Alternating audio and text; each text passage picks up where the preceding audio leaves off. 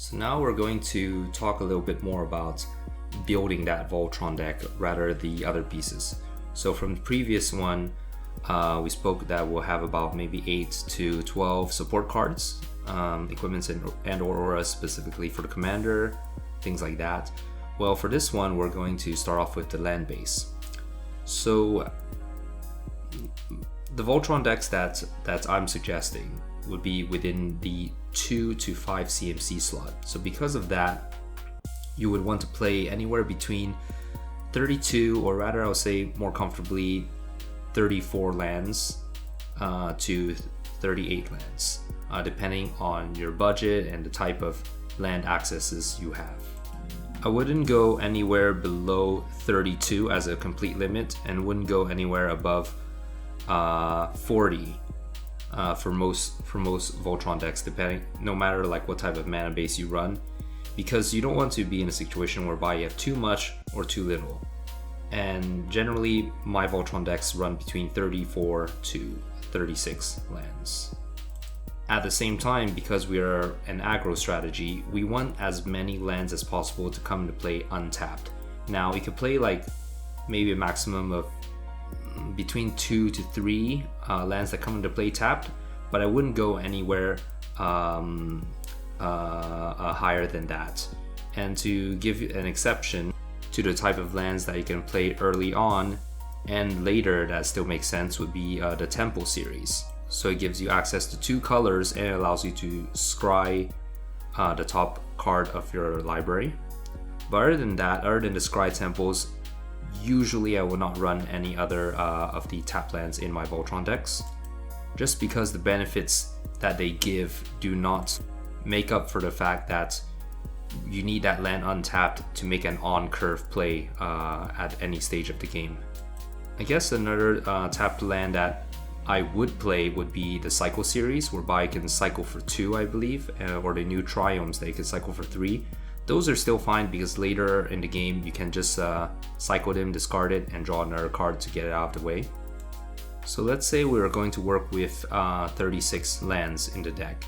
So what I would suggest is you have anywhere from 28 to 30 colored sources, divided as you choose, and the remaining 6 lands would be utility lands. And usually utility lands tap for colorless mana, but there are exceptions which do tap for colored mana.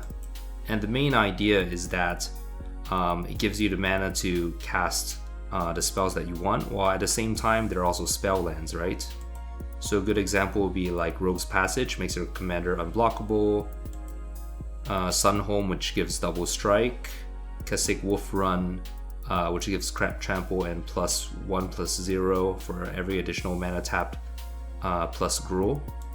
Things like Core Haven, Yavimaya Hollow. So Core Haven neglects damage from 1 creature for 1 and a white, and Yavimaya Hollow is you can tap that and 1 green to regenerate your commander or any other creature.